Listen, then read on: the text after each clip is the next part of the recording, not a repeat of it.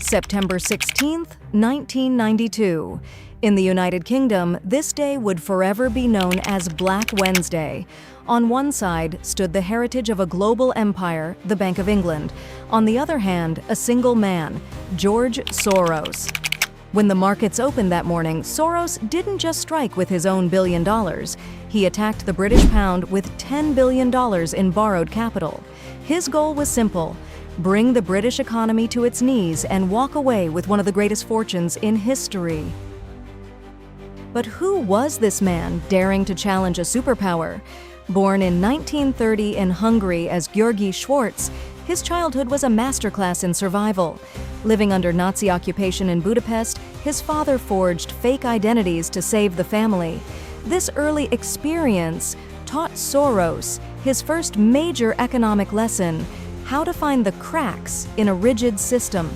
After the war, he emigrated to England and became a student of the legendary philosopher Karl Popper at the London School of Economics, LSE. He actually dreamed of becoming a philosopher, working jobs as a railway porter and a waiter to survive. Eventually, he moved to New York and founded the Quantum Fund. Soros wasn't just a trader. He was a strategist who believed that markets weren't rational. They were driven by human herd mentality. At the time, European nations were members of the ERM, exchange rate mechanism, a precursor to the euro. The rule was strict. All currencies had to stay pegged to each other. So once a country becomes a part of the ERM, it had to constantly monitor the markets and intervene if their exchange rates started to deviate too much.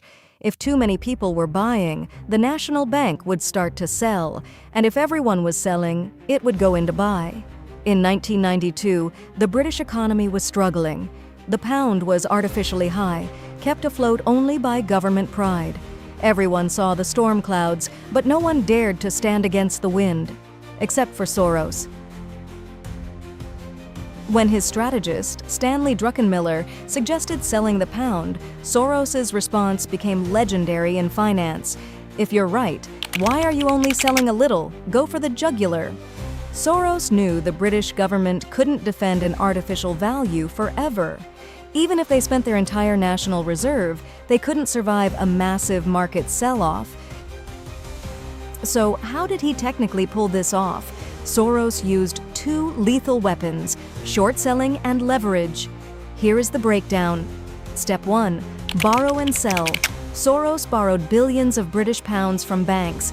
He immediately sold these pounds at the market price, roughly 2.80 German marks, and exchanged them for German marks. Step 2. Devaluation pressure. He flooded the market with so many pounds that supply overwhelmed demand. The Bank of England fought back by spending its foreign reserves, but Soros's selling volume was larger than the government's treasury. Step 3. The crash and buyback. When the UK finally surrendered and left the exchange rate mechanism, the pound plummeted 15% overnight. Soros then used his German marks to buy back the pounds at the new, much cheaper price. Step 4. Repay the debt. He returned the original amount of pounds he borrowed to the banks. The massive difference, the profit from the pound's collapse, was a net $1.1 billion in his pocket. On the evening of September 16, 1992, the UK waved the white flag. They announced they were leaving the ERM and letting the pound free fall. Interest rates had been hiked from 10% to 15% in a single day, a sign of total desperation. But it wasn't enough.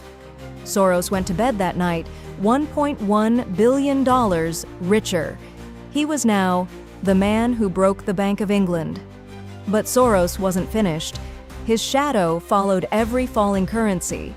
In 1996, when he traded billions of Finnish markas, rumors of a conspiracy reached such a pitch that the Bank of Finland had to publicly deny that a single man could manipulate their economy.